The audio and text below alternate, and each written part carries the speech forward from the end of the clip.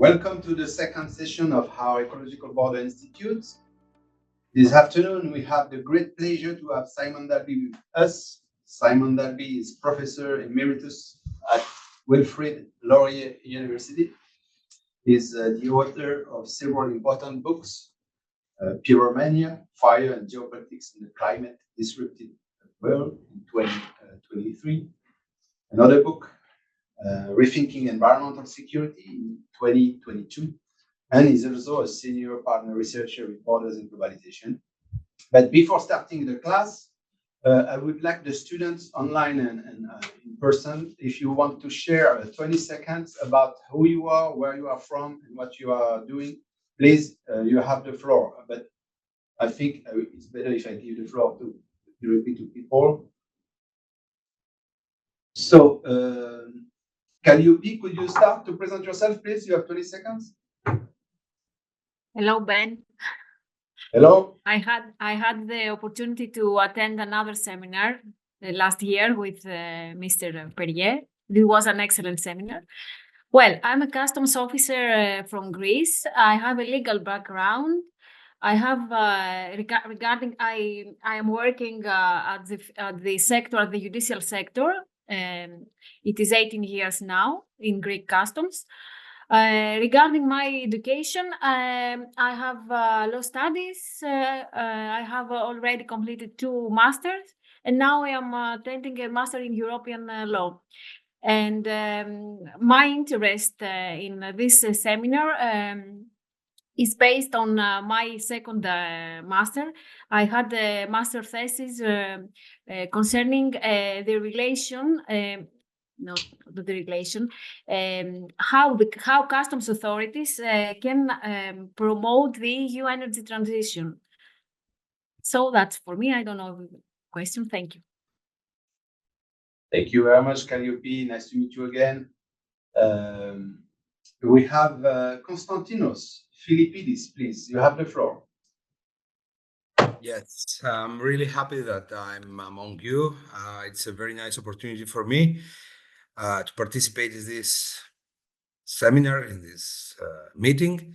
I'm also from Greece. I'm a customs officer. I'm right now on the borders between Greece and North Macedonia, in the region of Western Macedonia, who right now is the core of the just transition of energy transition in Greece. I have a PhD in globalization and in Southeast Europe, and I have a master in European International Studies.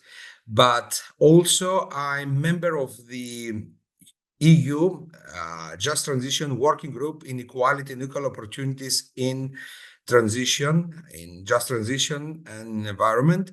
So this seminar and this opportunity is very important for me also, but also because right now here in the borders of with a neighborhood country that do not belong right now, is not a member of the EU like Greece. We have every day we see 100 of trucks exporting coal in North Macedonia. And this means that all the efforts that Greece is doing right now um, to minimize the carbon emissions produced, let's say, from the neighborhood country. And because we all know that there are no borders between emissions and environmental problems, probably this is one unique opportunity to see how it will go in the near future and how we can address some efforts in order to eliminate these effects. Thank you. Thank you very much, Konstantinos. We have Luis Guerrero. Luis, you have the floor. Hi, good afternoon or good morning. My name is Luis. I'm an international trade student from Mexico, and right now I'm here in Canada doing some research at the University of Victoria. Thank you. Thank you very much, Luis. Matias River, you have the floor, please. Hi everyone, I'm Matthias. I'm from France and I'm working in a French association, which is a partner of the big Summer Institute, which is the Transfrontier Operational Mission. So the Mission Opérationnelle Transfrontalière in French. So we are a network of local authorities uh, across borders of France. Um, and I'm here in the seminar to focus on get more knowledge about environment in a cross-border context. Thank you. Thank you very much, Matthias. We have also Monelisi Philippe. You have the floor.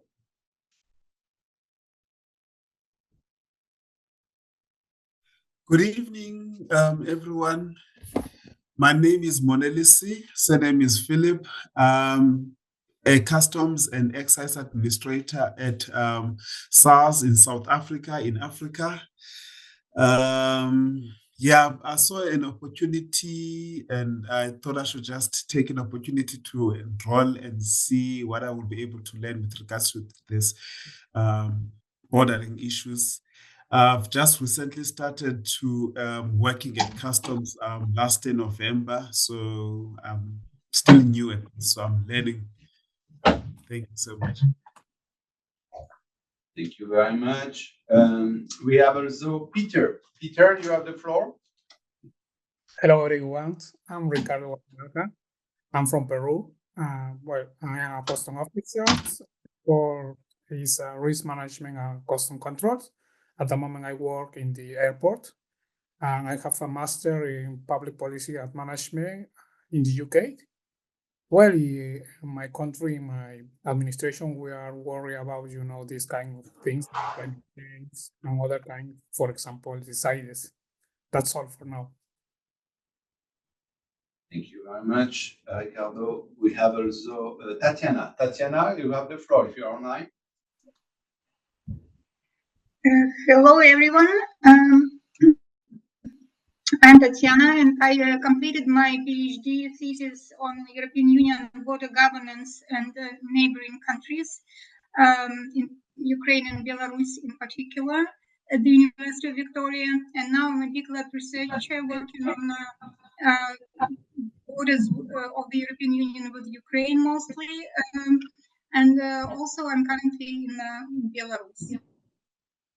Thank you. Thank you very much, Tatiana. And we have also Kevin Mutunda. Kevin, you have the floor if you're online.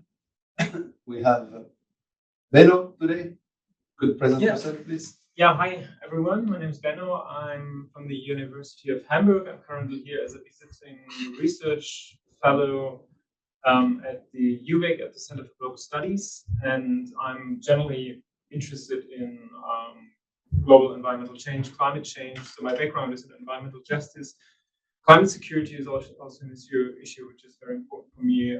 Political geography. My background is in geography, political geography in particular. Therefore, very interested in this issue of bordering, ecological border management, which is very close to my interests. Yeah. Thank you very much, Benno. We have Kalpana. Kalpana, could you say some words? Hi, I'm Kalpana. I'm a PhD student in the School of Public Administration and a fellow with Borders and Globalization.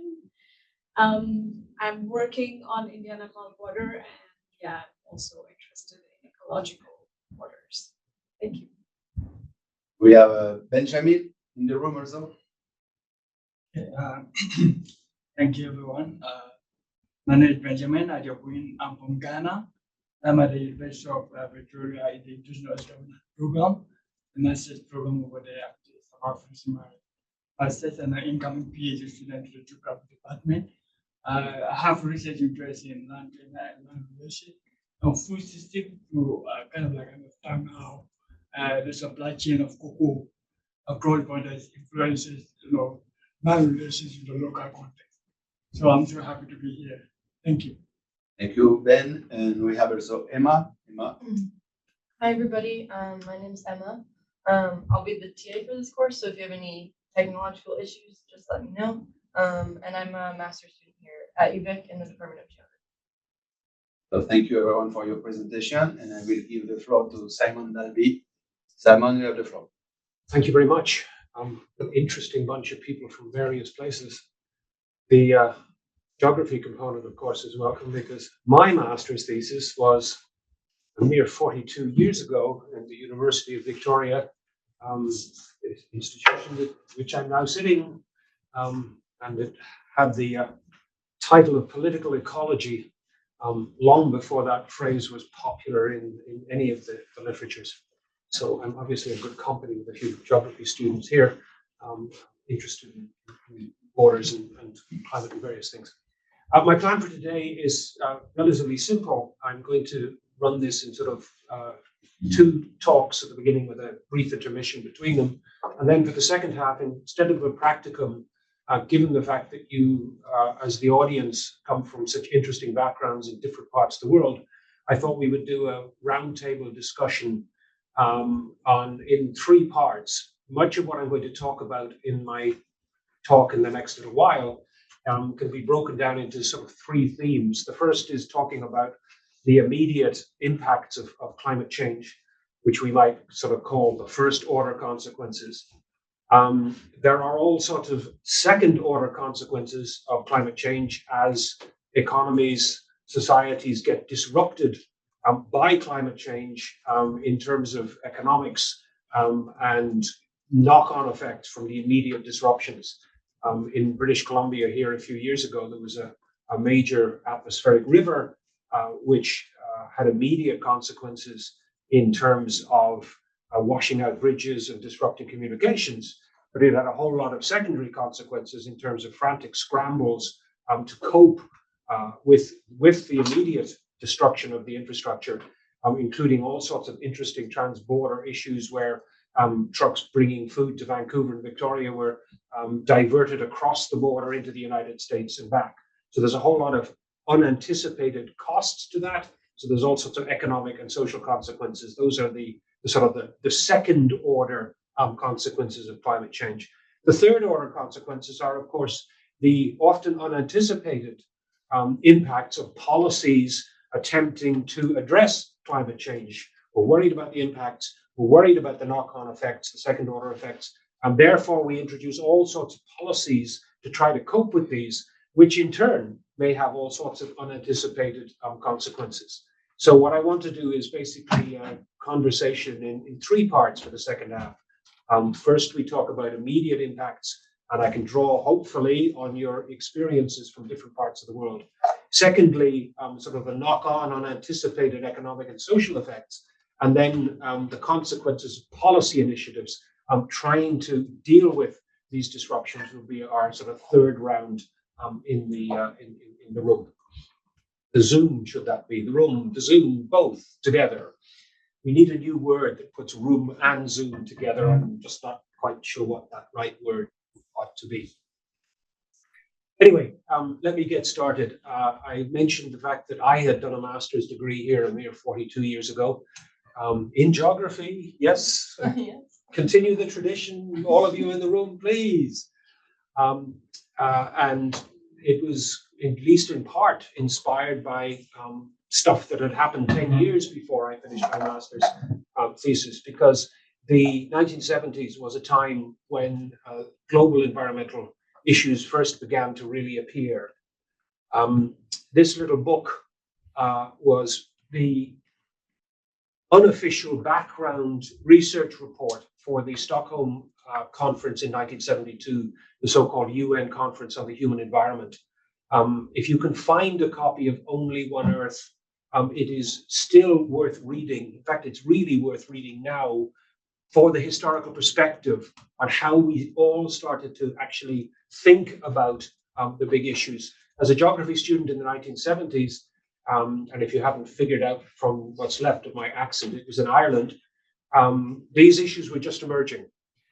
This little book I read as an undergraduate student, and it was like, wow, this is a whole series of big issues. The conference in 1972 was the first effort on the part of government policymakers to grapple with the global environment. And it's still well worth going back and reading the declaration from 1972, but the very first tentative notions of what was to become global environmental governance were sort of sketched out.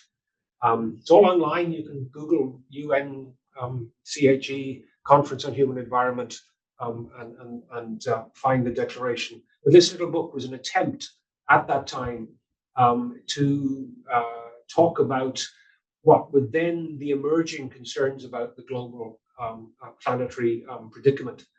And there's at least a few immensely prescient statements in there, including one about the fact if we all go on buying cars and driving them the way people around the world were starting to do in the 1970s, we're heading for a planet that is indescribably hot, which seems to be an absolutely prescient comment. But, and the reason we're having the kind of conversations we're having in seminars like this is that not anything like enough people paid anything like enough attention to what this initial set of warnings about where we were headed was trying to get people to pay attention to. We are now living in what a documentary a few years ago called The Age of Consequences. The warnings were not heeded in the 70s for all sorts of reasons, which we can talk about a little later if you wish to. But we are now in the age of consequences, as Dan Smith, the director of the Stockholm International Peace Research Institution, puts it in some things online in various places. We are now living in the world that we were warned about in 1972. And as a result, we are going to have to deal with the consequences of our failure to pay a lot of attention to what was being warned about then and what is now happening. This particular documentary, which again, I believe is fairly easy to find online, has this extraordinarily wonderful graphic on the front where it juxtaposes an assault rifle and an oil well. The juxtaposition of these really captures many of the concerns that I've spent quite a bit of my time on over the last 20 years or so, thinking about climate and change and conflict.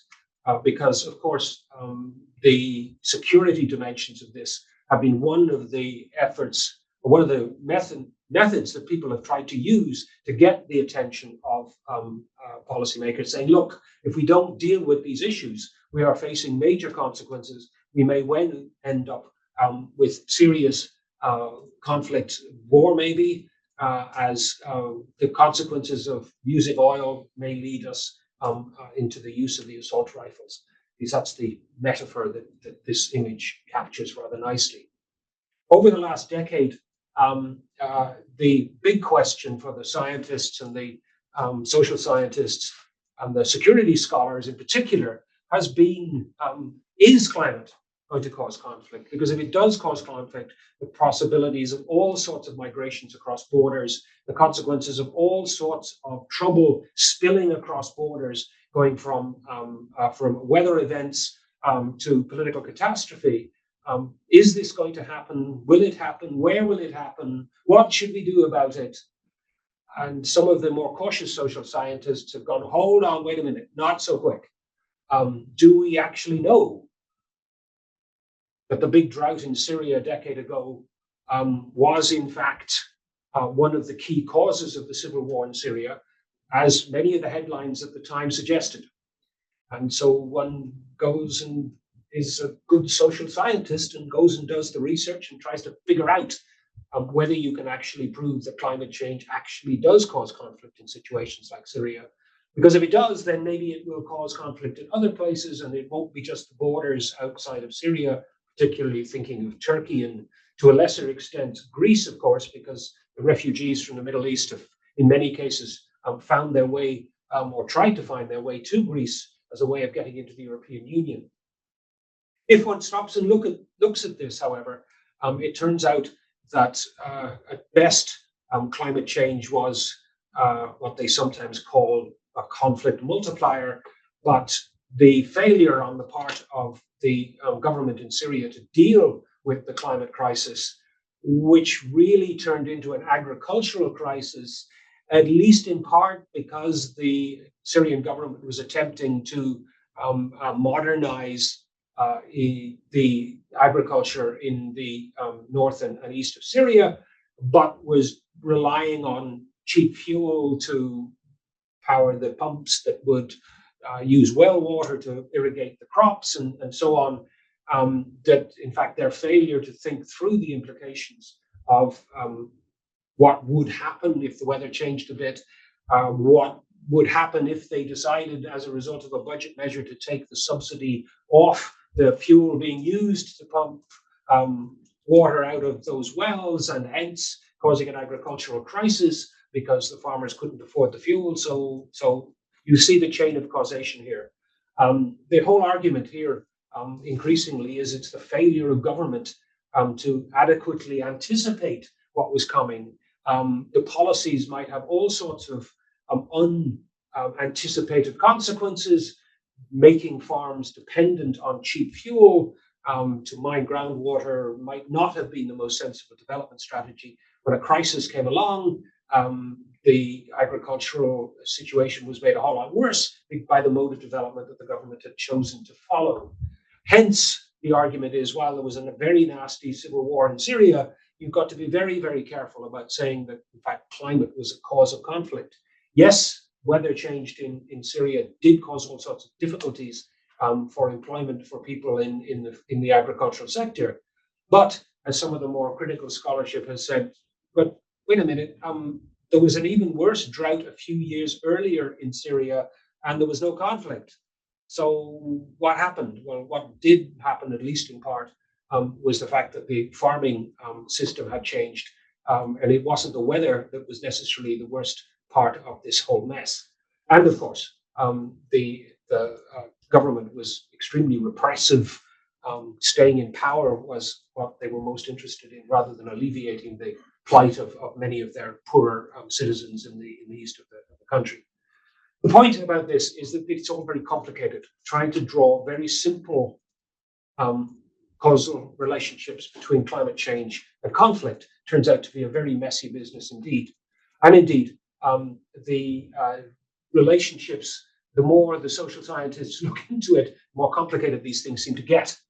And there's a very good paper here fairly recently in the International Journal of Disaster Risk Reduction that summarizes just how complicated a lot of this stuff is. Tobias Ida is one of the rising stars in this literature, and this is one of his more useful looks at this. The fact that it's in disaster risk reduction journal is also important, because it isn't just a matter of security and conflict. Clearly, environmental change and climate change in particular is making more disasters, often more severe in places, and the complicated responses to disasters and conflicts. In both cases, often security agencies, often the Army or the Navy, sometimes the Air Force with their helicopters, are called in to help. And in many ways, some of the responses to conflict are similar to responses to disasters. When you get conflict and disaster and security response all in the same mix, it does get very complicated. All by way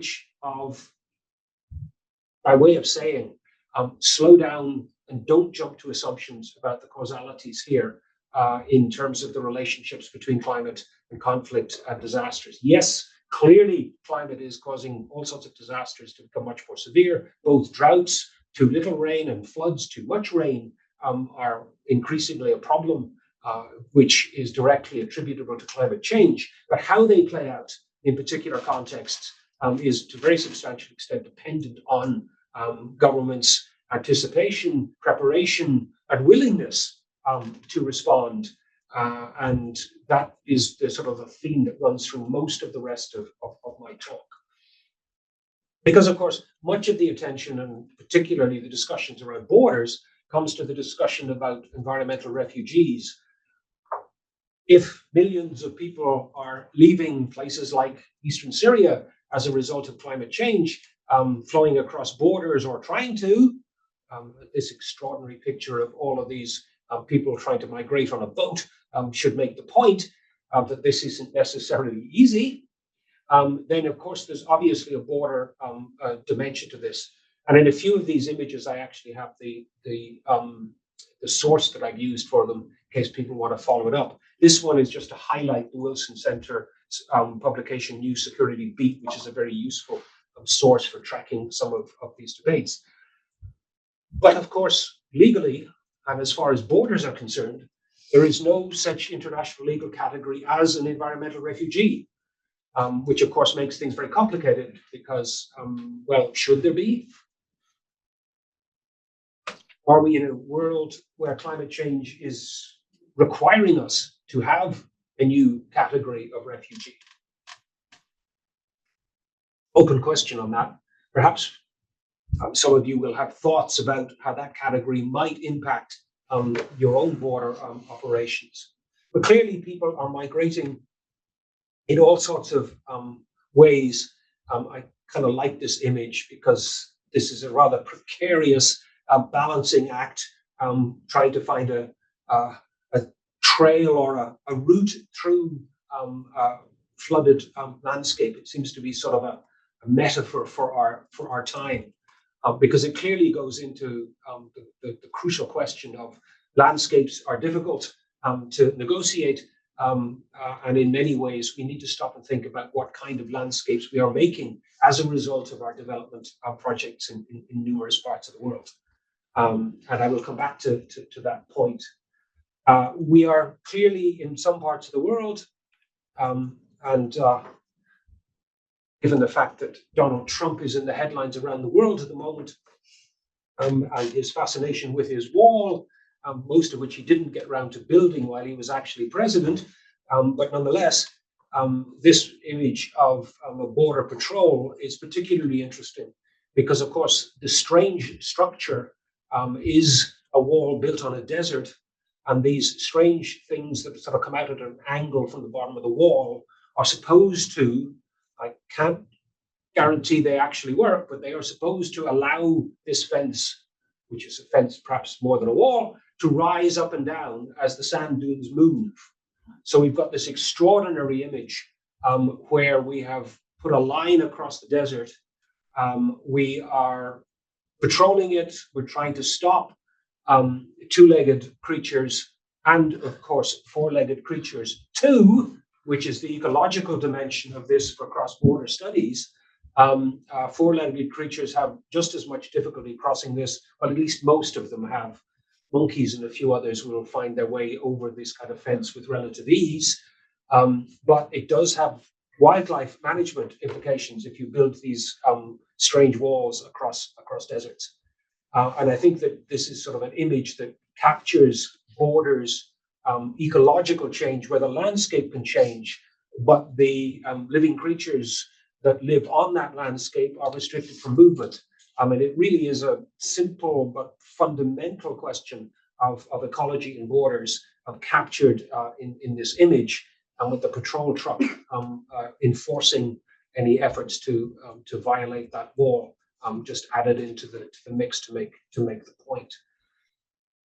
More extreme versions, of course, are that borders are changing in many coastal areas. And this is a classic cartoon about Tuvalu, because, of course, it's low-lying Pacific country, and we don't usually think about ecology moving ocean borders or maritime borders.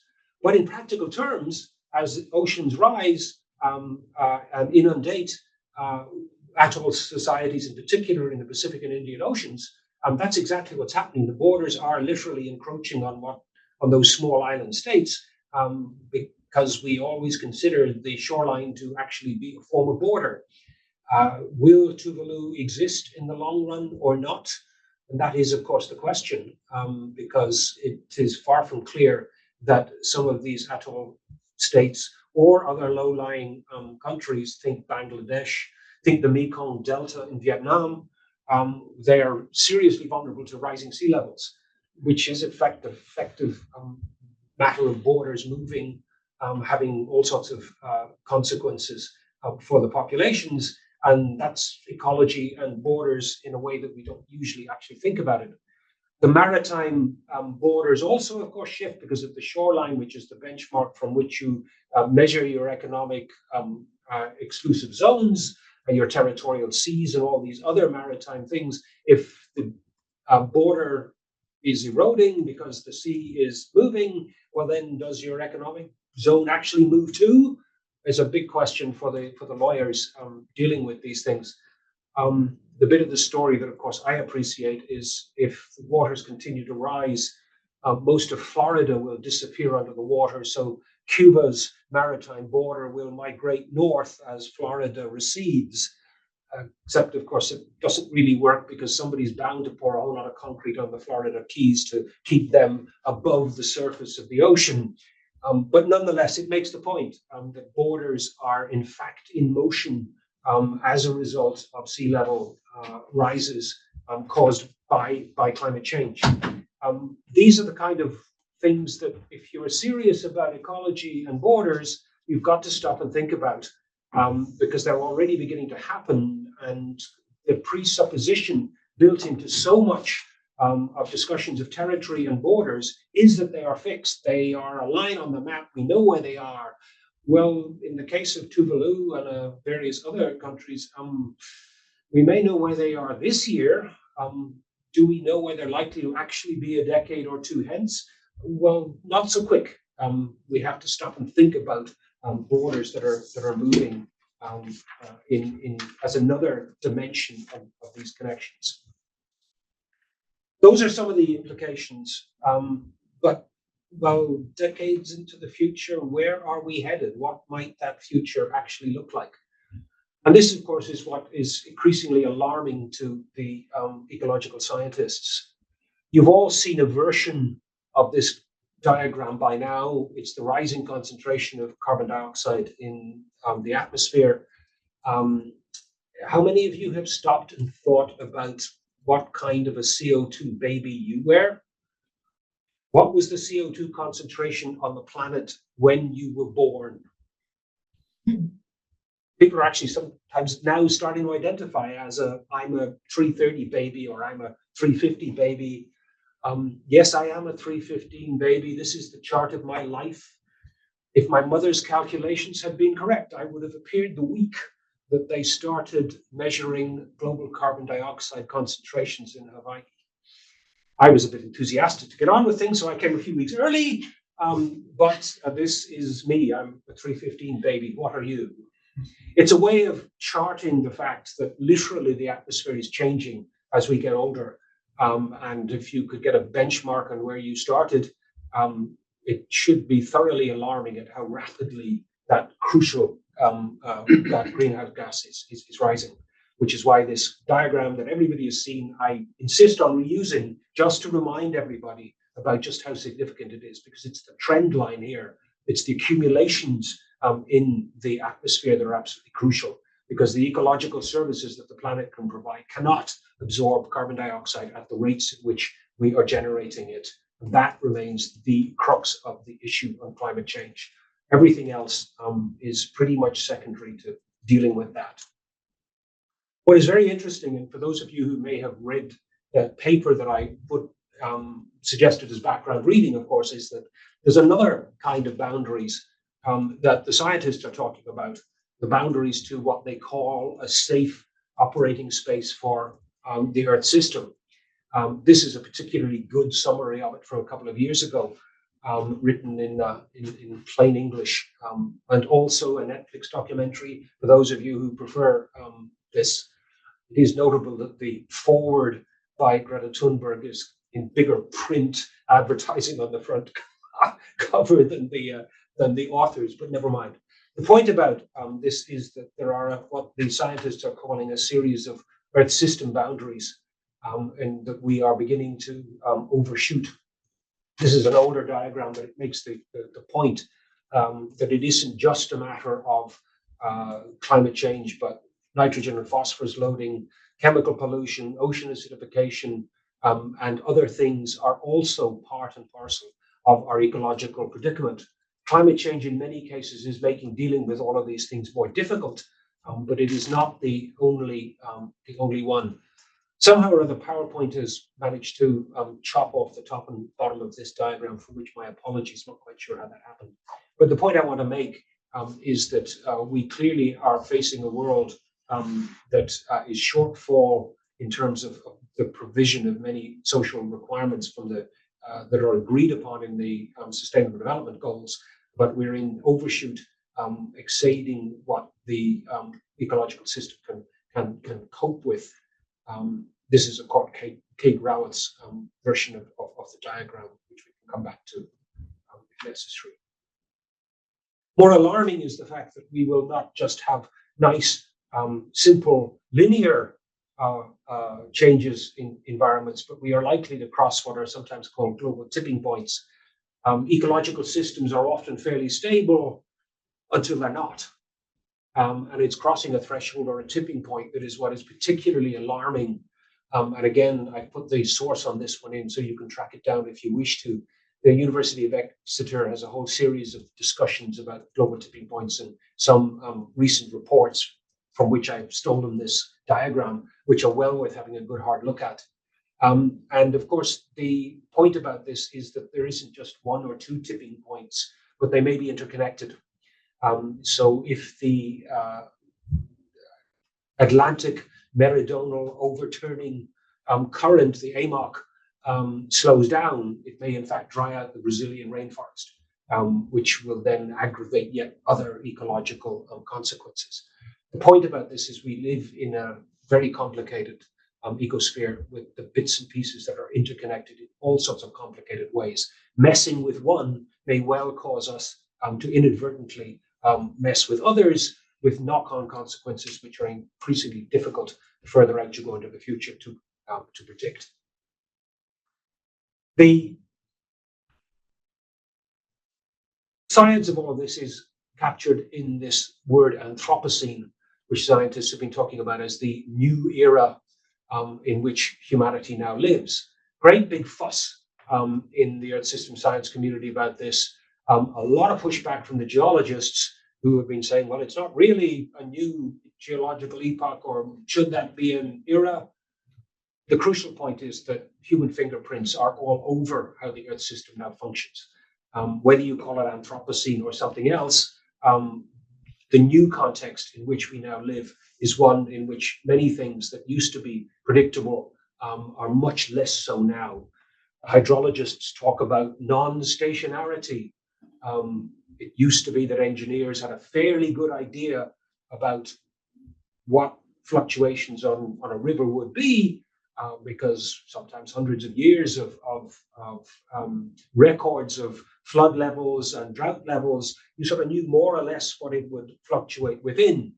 The point about the new circumstances where things are less and less predictable is that it's not a stationary world. It doesn't fluctuate within identifiable parameters anymore. We're increasingly living in a less predictable world, one in which the old patterns from the past about river flow in the hydrology case are less and less reliable as an indication of what is coming, and hence not necessarily a reliable set of criteria for planning anything from bridges to dams or water for cooling nuclear power plants. That's the French problem. They get very hot summers, and when they built their nuclear plants 20, 30 years ago, they assumed that there would be plenty of water in the rivers to cool them. And of course, when they need the most in summer, when they're in the middle of a heat wave to generate all the electricity to try and cope with heat waves, that's when the water flow in the rivers is low, and the water in the rivers is warmer than the models had predicted. Therefore, it's not suitable for cooling the nuclear plants. You have to shut them down right when you need them most. It's that kind of unanticipated ecological consequence that this notion of the Anthropocene, the new circumstances we live in, is trying to flag. Current trajectories suggest we are en route to what the scientists sometimes simply call a hothouse Earth. Don't get a very comfortable feeling looking at that image. It's even less comfortable to read Bill McGuire's very readable little book on where we might be headed unless we start getting our act together, and quick, because clearly the Earth is heating. Clearly there are going to be consequences. For those of you in the room and anybody else in British Columbia, of course, the headlines for the last few days in our province are rapidly increasing numbers of wildfires. There was at least one warning about evacuation turned into an evacuation order last night further north in our province. The point is that fire is related to weather in all sorts of different ways.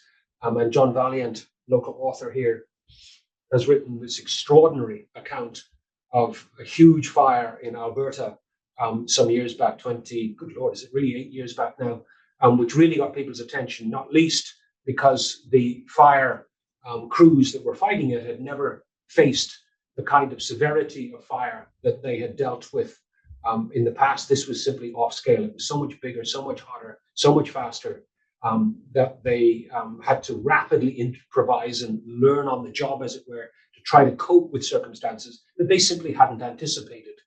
And that's, of course, the take-home message, that for all of us, we are increasingly facing a world where unanticipated ecological consequences may be coming at us.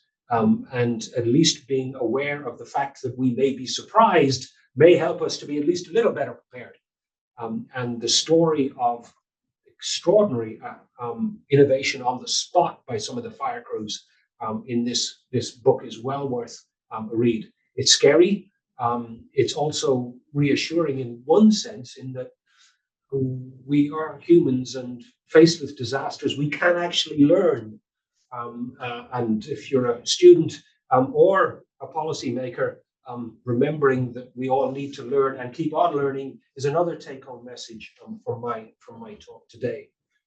The point about and the fact I'm using a British Columbia example is because I'm sitting in the middle of British Columbia, well, on one corner of British Columbia. Got to be accurate in my geography here. Looking at the moonrise last night as it came up big and red because of the smoky skies was a reminder that we are indeed living in times where we have got to take fire much, much more seriously. This is, as of 10 days ago, 11 days ago, the area burned in British Columbia over the last 60, 70 years. The point, of course, is that on the right hand, the green is just the last decade, little less than the last decade. We are off scale in terms of the historical patterns of fire in this part of the world. This is the world we now live in, where the old predictions based on a fairly accurate guess as to what might come, which with the exception of 1958 and 1961, the pattern, yes, you got a few extreme years, most years you just got a few fires. That clearly has changed in the last little while, starting in 2017 and right off scale last year. This year we may not yet have another extreme year as the fire season develops. This is the world we now live in, where the old ecological predictions simply may not hold up. And if you are a policymaker thinking about what has happened in the past, you do need to supplement your thinking with what would happen in the new circumstances if the old patterns are no longer a reliable guide to policymaking and preparation. And in terms of climate change, ecology in the future, that's what everybody needs to start thinking about, regardless of where they are in a society, whether they're working in a university, trying to organize customs arrangements for novel circumstances in Greece or South Africa. We all need to stop and think about the fact that we no longer live in that predictable world of the past. Clive Hamilton, Australian philosopher, calls it a rupture. The traditions that we have operated on, the Anthropocene, these new circumstances, are new in the sense that they do rupture the traditional assumptions about how ecology works and our place in it. I think if you looked at that graph, you can see that there's a justification for coming up with such dramatic language.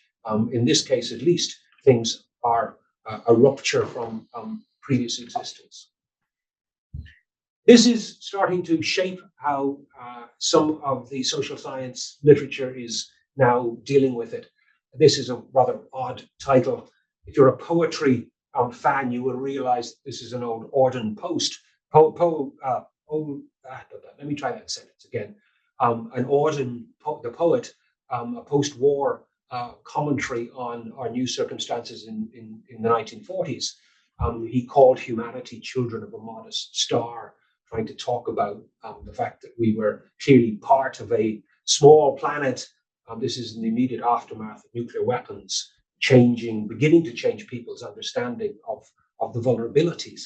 And there's a line from the poem is the title for this book. What matters is the subtitle, Planetary Thinking for an Age of Crises. And this is one book that many of you, if you're involved in policy making, might want to have a look at, because this is two political scientists in, where are they? Los Angeles, I think, trying to grapple with how it is that political science discipline might now deal with these new circumstances. All sorts of interesting reflections on ecology and politics. But what is also clear is just how difficult it is actually to take traditional political science understanding and make it work for a world which is now dramatically changing. So what is coming? Do you really want to know?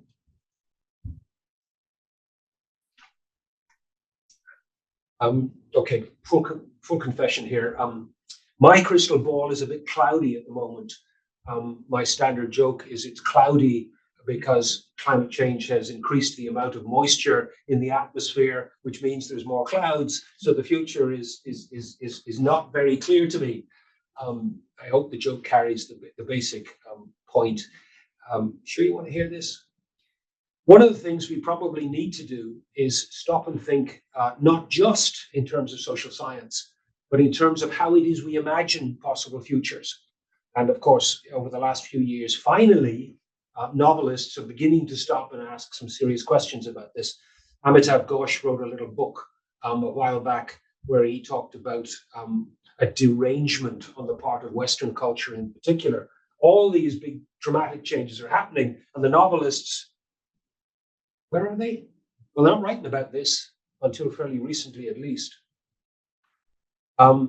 Contrasting here, two big fat novels, good summer reading if you're in the Northern Hemisphere, perhaps some winter reading if you're in South Africa.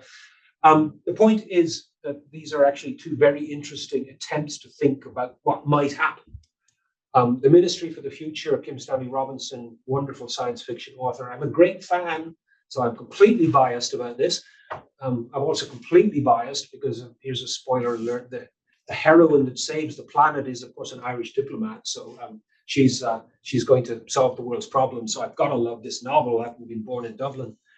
But more seriously, it's a very interesting attempt to stop and think about, well, how might we get out of this extraordinary mess we're in, and do so without violence and without conflict, by basically finding ways to move forward on what needs to be done.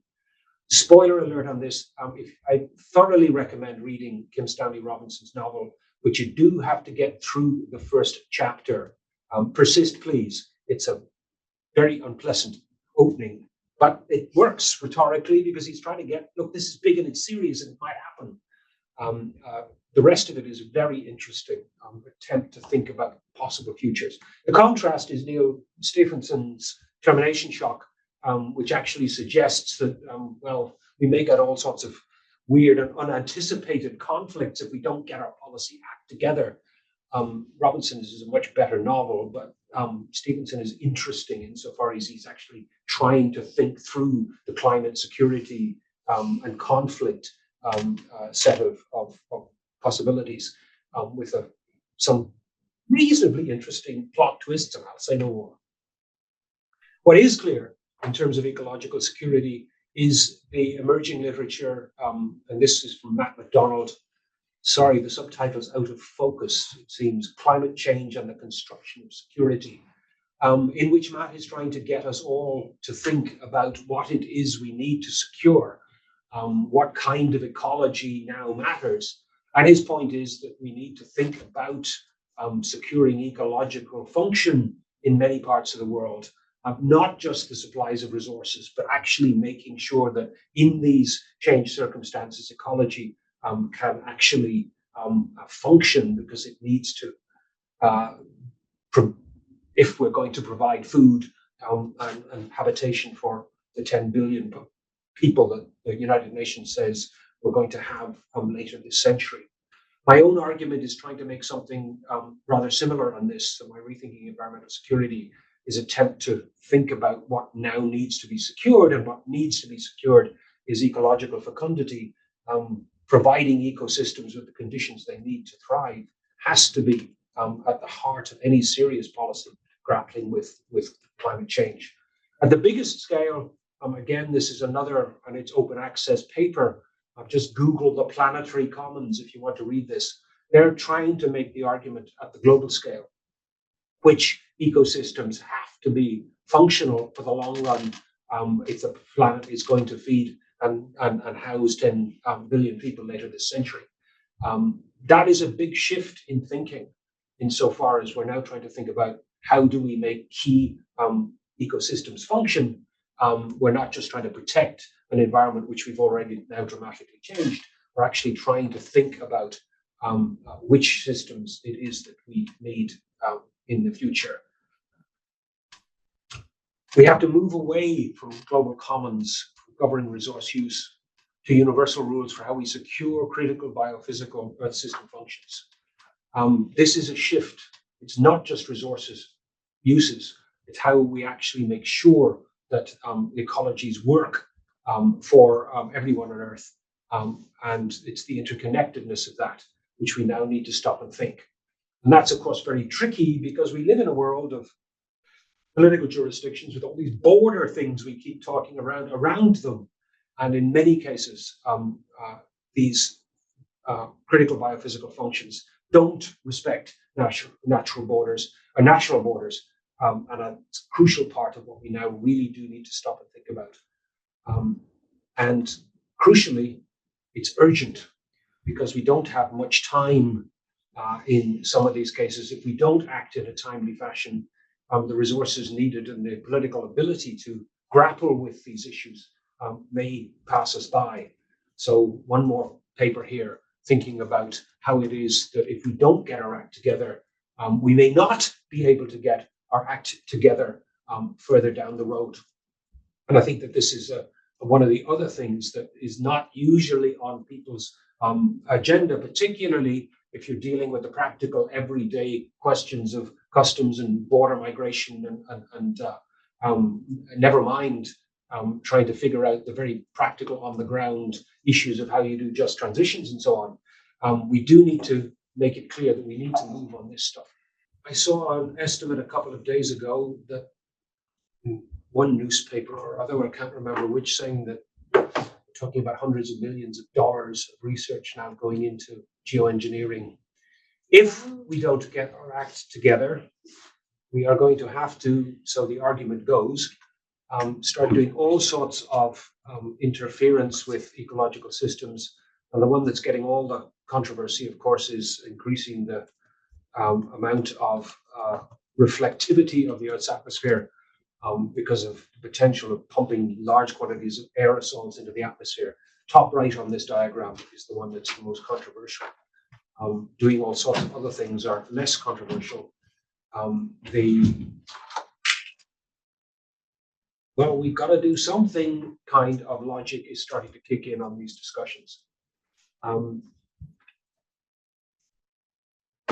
Because, of course, we're not dialing things back. We're certainly not dialing back the emissions of carbon dioxide on anything like the scale and at the rate that is needed to stabilize systems before we cross some of those tipping points. And this is, of course, what is increasingly worrisome, because crawling out of the woodwork in all sorts of places are people with all sorts of technical fixes that are going to solve the problem by doing crazy things like putting massive amounts of aerosols into the upper atmosphere and all of these other kinds of things. And it seems to me that the politics of our time is increasingly about which side of this cartoon you're on. Are we going to find ways of reducing emissions and making the necessary economic adjustments to do so? Or are we going to go on spewing pollution into the atmosphere and the oceans and everything else at the rate at which we have been doing collectively as a species, although highly unequally, please note. And indeed, it seems that the politics of all of this has been highlighted. I don't quite wish to get Mother Nature morphed into Kamala Harris, but in the weeks past, it has been quite clear that Trump is willing to deregulate the oil industry in the United States if large numbers of oil executives gives him lots of money for his campaign. I mean, literally bluntly saying, pay me, elect me, and you can do what the heck you want in terms of digging oil and coal and gas out of the ground and selling it. I mean, bluntly put, that's what this debate has been about. And this really is the politics of the future. I have no idea how this is going to play out. It got a whole lot more interesting with Biden's withdrawal from the presidential campaign in the last couple of days, because clearly Biden, despite all his faults, nobody would be rude enough to mention the word Palestine, would they? Despite all his faults, he has overseen the Inflation Reduction Act, which at least in part is starting to incentivize all sorts of innovations in the energy system in the United States. And I think that the politics of this are really worth focusing on in the next little while. This was an image from the Keystone Pipeline protests some years ago. It's now a little dated in history, but the image is one that I simply have to keep using because it does make the contrast between what it is that we are securing and what we might need to secure so dramatically. One of the really interesting things was that the protest camp trying to stop the Keystone pipeline some years ago in the United States included people coming to support the protesters and provide the logistics for the camp, included some American military veterans from the Middle East who, having seen what was going on with the wars in the Middle East, had come to the conclusion that the petroleum-powered mode of civilization that they had supposedly been there to defend was simply not sustainable and something needed to be done. And they actually figured they had logistics skills that might be useful to the protesters. And it was that headline that got my attention. It's encapsulated in this image about, well, who is actually using what techniques to secure which, seemed to me to be something well worth stopping and thinking about. Because clearly it is time to go solar if we are remotely serious about tackling the climate change issue. And if we are going to tackle the climate change issue, then building yet more fuel supply infrastructure is a massive waste of money because we are buying the wrong stuff for what is needed for a sustainable future. The economics of energy are changing dramatically. Recently, last month to be precise, The Economist magazine had a special issue on the dawn of the solar age. Strange issue of The Economist. They don't usually get quite that enthusiastically, rapturously so about innovations, but they were, some of the columns on that special issue were, it's here, it's coming, get excited, people. It's like, I'm reading The Economist. Okay. The point in all this, of course, is that the dramatic change in the price of solar panels and battery technology is just that. It is dramatic.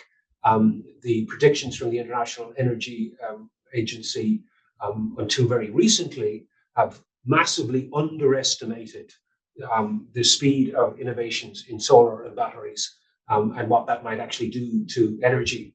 And the point in this is that it's going to be a messy transition. But clearly the math is working so that solar power is now so cheap that it's undercutting fossil fuels in many crucial markets. The question now is, well, how do we move this ahead? Because the technological challenge has always been the provision of alternative sources of energy. So the argument has gone. Basically, this issue is saying it's pretty much solved. The prices on solar panels and the infrastructure have come down so much that there isn't an economic case against doing this stuff. Which brings us back once again to the question of the politics. How do we, as scholars, how do we as policymakers, as practical functionaries in any bureaucracy, move this stuff ahead now that the economics are clearly in our favor? In terms of ecology, we need to be thinking about new forms of landscape too. I'm still a little bemused about why these things are sometimes called solar farms. It suggests that you've actually got panels growing out of the ground, which isn't quite how it's done. But nonetheless, the whole idea of large-scale solar facilities is increasingly catching on. And it too, of course, suggests all sorts of interesting things about borders. Go back a decade ago, and there was all sorts of discussions in the United States about putting tariffs on cheap Chinese solar panels. It's going to, undercut American industry and lose America's jobs and all the rest of it, which actually wasn't really true, because of course the crucial point was the vast majority of the jobs relating to solar panels and the infrastructure that allows them to feed into the grid are actually installation jobs on the ground in the places where they're used, not factory jobs where they're mostly made by automated systems in China. So the argument was, if you actually are interested in employment around solar panels, then the more cheap ones you can install, you can bring in from China, the more jobs you can create in the United States, doing practical, useful things, rather than waiting around until the Americans get their act together to build automated solar panel production facilities, which might employ, well, a few Americans. The point about this is thinking in terms of, are tariffs useful? If so, for what policy measure? And clearly, in this case, the argument was cheap solar panels from China will actually generate employment in the United States, rather than trying to use tariffs to keep these cheap panels out that were undercutting American jobs. The policy dimensions of this were very interesting indeed. As far as I was concerned, the more cheap panels you can get into any economy, it will simply enhance the employment sector in installing them, monitoring them, maintaining them. Although there's not much maintenance for most of these. Again, it's down to the policy. What are we trying to actually have tariffs and policies to do? And stopping and thinking about this much more carefully is clearly necessary going forward. New agricultures would seem to be things that we need to do. That earlier discussion about ecological systems, we need permacultures, we need regenerative agricultures, we need to do agriculture with a lot less fertilizers based on petroleum. We need to stop and think about cultures that are not just monocultures that can actually grow multiple different crops to buffer the effects of climate change, both ecologically and economically. One of the most interesting discussions of this is from John Head. This is a book about 5 years ago. John and I had a series of long discussions about this when he was writing this book back at the Balsillie School in Waterloo a few years ago.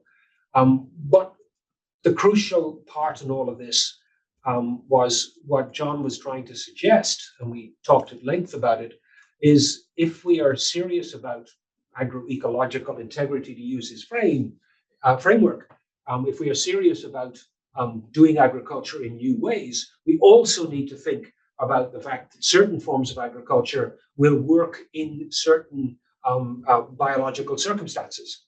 One size is not going to fit all. And indeed, if we are going to think seriously about global ecology, and we're going to think about doing agriculture to feed 10 billion people that are coming later this century, then we need to stop and think about best practices for agriculture in different places.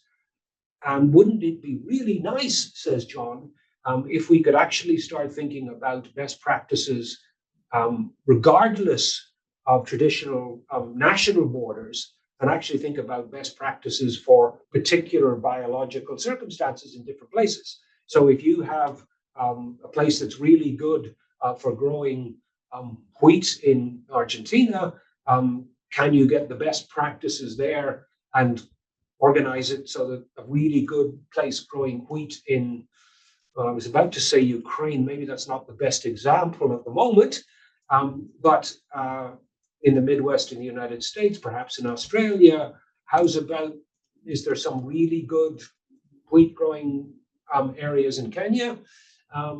Maybe we could think about it in a couple of other places too, and actually run the world so that the best practices in wheat growing areas, regardless of national boundaries, are followed in each of these places. Can we come up with what he called eco-states, basically trying to redraw the boundaries of the world along ecological lines rather than along national borders? You can see the point here where national borders are superimposed upon a map of key ecological regions of the world. And they don't fit, is the basic message. This is the world, if we are serious about managing ecologies, can we do the best practices regardless of national boundaries, and think the dark blue, which is where I am at the moment, actually matches up with other parts of the world that are dark blue in South America and perhaps bits of China too. Alpine tundra, can we ecologically manage some of that? Actually, the map doesn't really show the coastal rainforest where I am at the moment, but the point is the same. Is it possible to come up with what he calls eco-states, which, if we are serious about the key ecological functions that the Earth system boundaries are talking about, actually we have some management practices that simply ignore national boundaries and think about ecological boundaries as the way to reimagine how we do this. If that is the case, then the logic, of course, follows that all sorts of things have to flow across boundaries, territorial, national, state boundaries in new ways. And in terms of how it is that we manage everything from tariffs to customs duties to inspecting cargoes on cargo ships that have agricultural dimensions, all of those things would have to change. But if we're serious about a world that is much more livable and much more sustainable, these are the kinds of questions that researchers and, for that matter, policymakers have to start asking. We are, however, living in a world where those natural boundaries have been dramatically changed, and where, in fact, in many cases, the landscapes aren't as they were traditionally mapped in that previous map, but are in fact increasingly artificial. And of course, this is the point about what kind of ecologies do we make that are fecund, fertile, and sustainable. If you look at this map, clearly parts of Asia are dominantly village with rice and irrigated and rain-fed systems. Clearly, there are bits and pieces of that across Africa, in places too. Clearly, there are chunks of the world, particularly in Asia, the northeast coast of the United States, bits of Europe, which are, well, not natural at all. They're cities, they're urban or mixed settlements. And we need to think about how we might govern those if you take John's ideas seriously, because increasingly this is the ecological context in which governance has to actually take place. And if we start mapping the world in these terms, thinking about rangelands, croplands, dense settlements, these are ways in which we might think very differently about this. And of course, the whole notion of an antrome as opposed to a biome emerges from this. Earl Ellis has written a whole series of arguments that we need to reclassify the Earth's ecosystems in terms of artificial ecosystems, because we have changed so much, be it agriculture, deforestation, urbanization, and so on, that we are now living in a world where the traditional notions of conservation based on natural landscapes is in fact starting with a whole series of categories which really don't fit our new circumstances. The artificial part of the planet, the anthrones, would seem to be the base map on which we should start. In which case, of course, then John Head's ideas about how to manage ecological systems would need yet another twist in terms of how we think about it. And of course, as I used to gently prod John in our conversations, climate change means that all of these are actually in motion too. The range for crops, the range for different pest species are moving as it is climate kicks them up mountains in further away from the equator in many cases. So we now are facing a series of circumstances where we're living in an artificial world. We're living in ones where it would be really useful to find common management practices where similar ecological circumstances exist, which violate all sorts of national territorial boundaries, all sorts of complicated ways. But we also need to think about how some climate change is inevitably moving these systems too, all of which makes it awfully complicated to think about governance in terms of the traditional notions of fixed sovereign territories. This is the kind of policy dilemma that we all now have to struggle with. It's not going to be easy, but it's getting these at least basic assumptions about the ecology of the planet accurate will, I would argue, help very considerably. We have, of course, for a long time, and this is a 20-something-year-old book cover, and it's 20-something-year-old just to make the point that biologists have been looking and using boundaries and different management regimes on either side as sort of comparative cases for all sorts of ecological management issues for a long time. And that does actually give, if the social scientists are willing to listen to the environmental scientists seriously, some ways to think through best practices when you can do a comparison across one ecosystem which can be managed differently on different sides. We actually do have a series of comparison cases which might be very useful, but it does require management which takes the ecological consequences of particular management regimes much more seriously than simply the resource extraction models which have for so long driven policy on lots of ecological issues. 5 years ago, the Global Commission on Geopolitics of the Energy Transition, or the international, organized by the International Renewable Energy Association, started thinking about this kind of new world. They literally used the phrase "new world" to try to get people to stop and think about this kind of new world in which we're living. Their focus is on what they call the energy transformation. And it's still a document, although it's now 5 years old, which I think holds up rather well. Not least because it's well written and it's clear, and even if the stats have changed a little on energy prices and so on, it's well worth thinking about. Because they were suggesting that the forces of change ecologically are being driven by what's happening economically. Clearly, the declining cost of solar power panels in particular, rising concerns about pollution and climate change. Governments are increasingly setting renewable energy targets.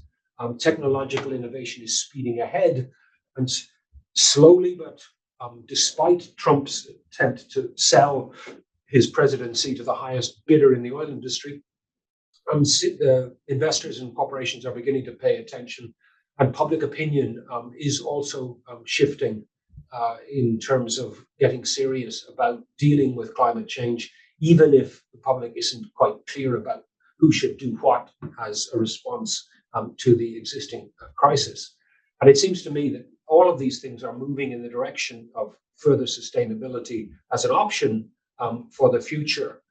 But, and again, this is the question which I'm thinking we may come back to in our round table in the second part of today's discussion. If you dig into the details of the energy transition, and Daniel Shelton's very large handbook of this is an interesting attempt to do just that, you realize that this plays out in very, very different ways in different countries. So these 6 general trends are clearly happening, but they're working out differently in different parts of the world.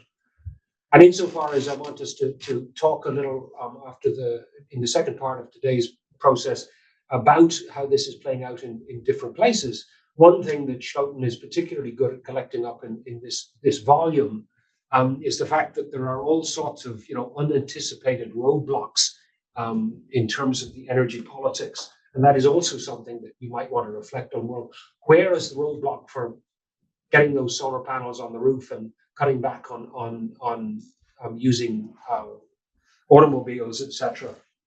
Because that's clearly part of what we all need to stop and think very carefully about. My own argument on this is that, of course, we are addicted to fire. At least we are addicted to our use of fossil fuels.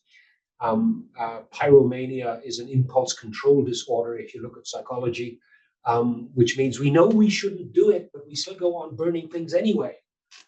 And my argument in here, of course, is that crucial to all this is our addiction to fossil fuels. Note, until now, I have been using the discussion in terms of energy. What I want to do for the last few minutes of my talk here is get you to reflect on the difference between energy and fuel. Because, of course, climate change is all about combustion. That carbon dioxide stuff, that fancy graph I was talking about of carbon dioxide levels, all that comes from combustion, or nearly all of it, for all practical purposes, all of it. And it comes from burning fossil fuels, and of course it's all made worse by wildfires, like the cover of this little book that I published recently. The point here is we are going to have to think, if we're remotely serious about ecology, climate, and borders, we are going to have to find ways to pull apart fuel from energy. Fuel is the problem. We're burning it, and it's causing climate chaos. And it's coming back to bite us because climate chaos is making more fires, which is, of course, a form of burning fuel. Combustion is the problem, both in terms of causing, but also one of the consequences of climate change. And we need to focus in on that and find ways in our policy thinking to pull apart energy which we need from fuel which we've got to stop burning. Solar panels, of course, are energy, electricity without burning stuff. And for the policy agenda going forward, that's probably the most crucial innovation that needs to be done.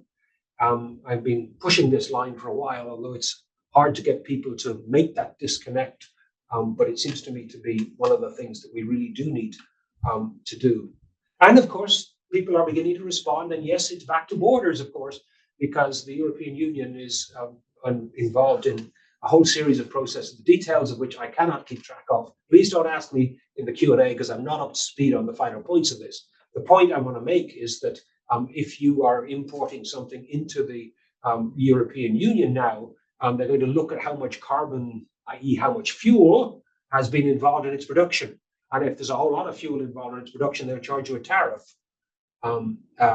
because they're basically trying to encourage people to make green stuff rather than burn stuff to make things.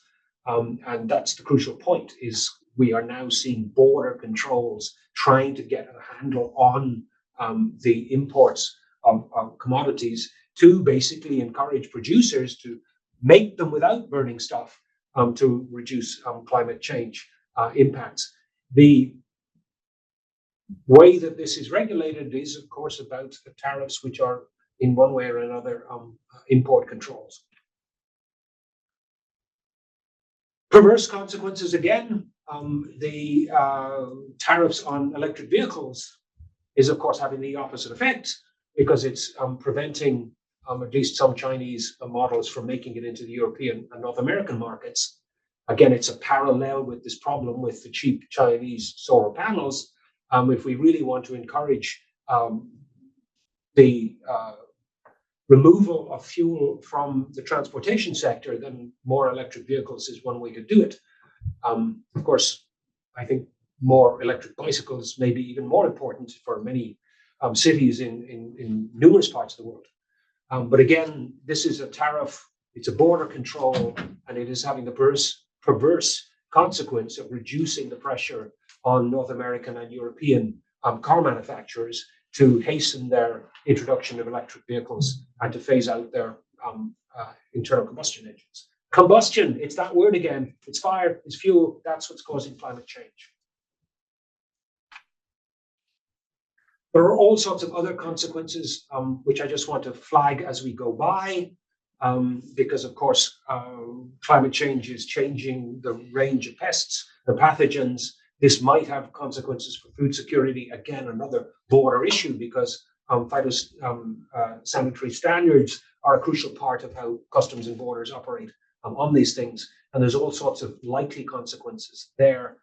Hopefully, if we all get into agriculture that is much less monocultural and hence less dependent on pesticides, we may actually get a new regime there, which is much less worrisome in terms of moving pests and pathogens around.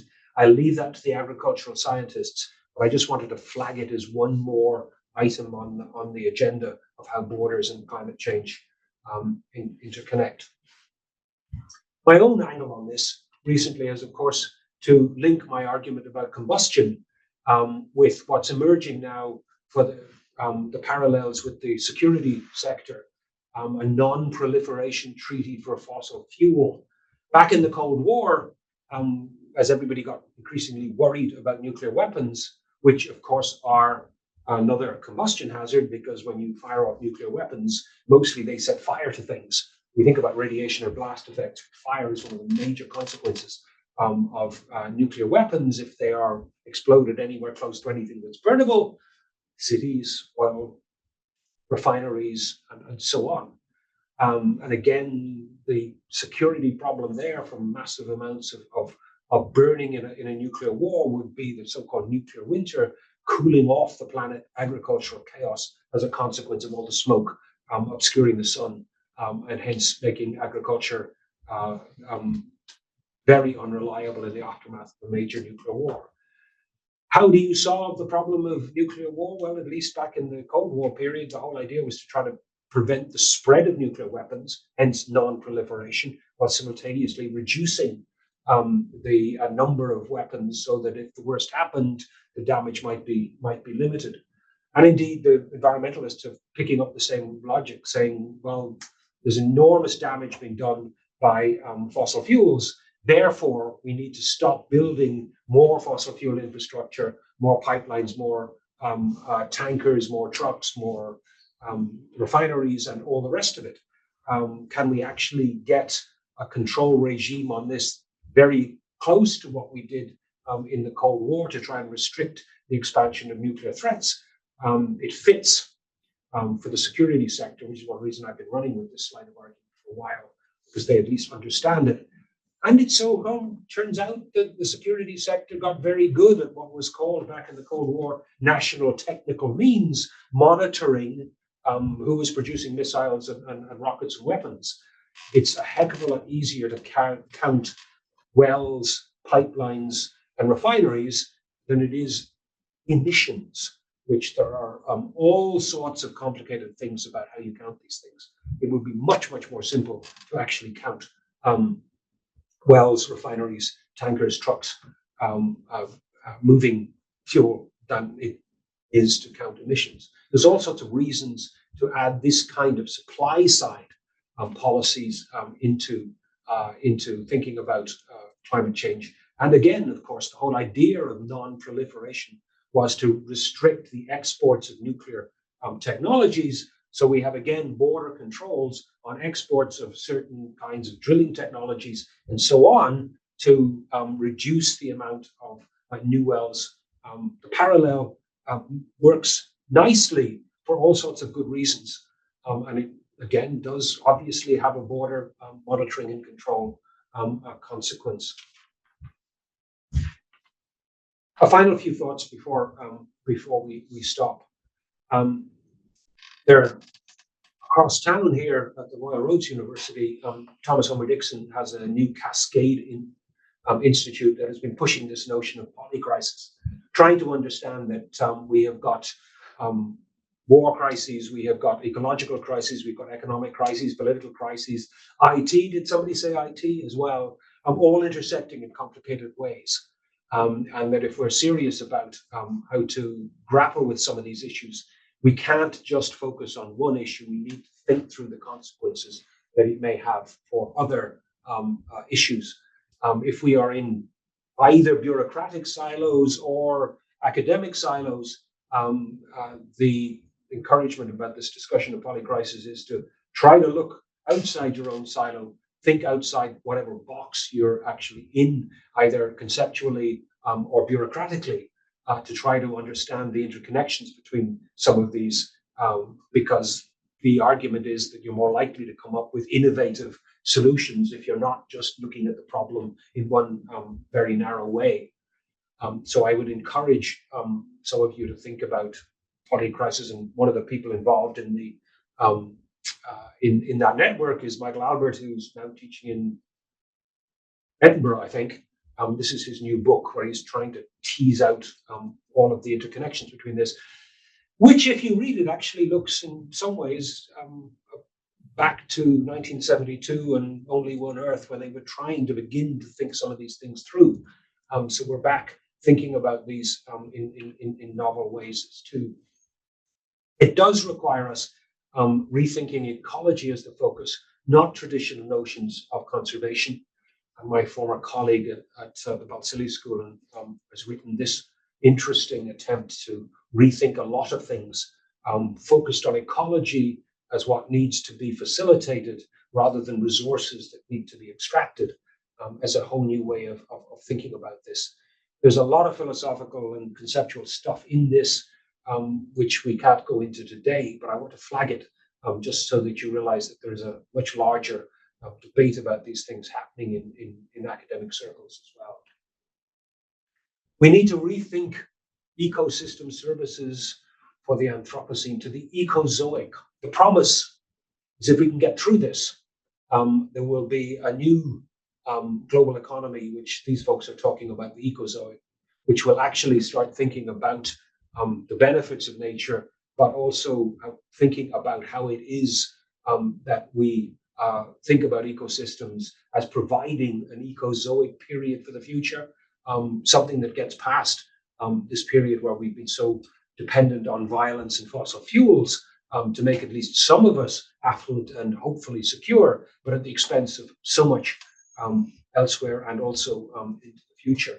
So this provides us with an optimistic hope about a future beyond the immediate climate crisis, when we presumably manage to deal with our combustion problem. But hopefully we'll then begin to construct a planetary system that is sustainable and habitable for the vast majority of humanity in the long term. So there's another suggestion of a way of thinking about this that might put an optimistic twist and a Canadian and American twist on all of this too, I hasten to add.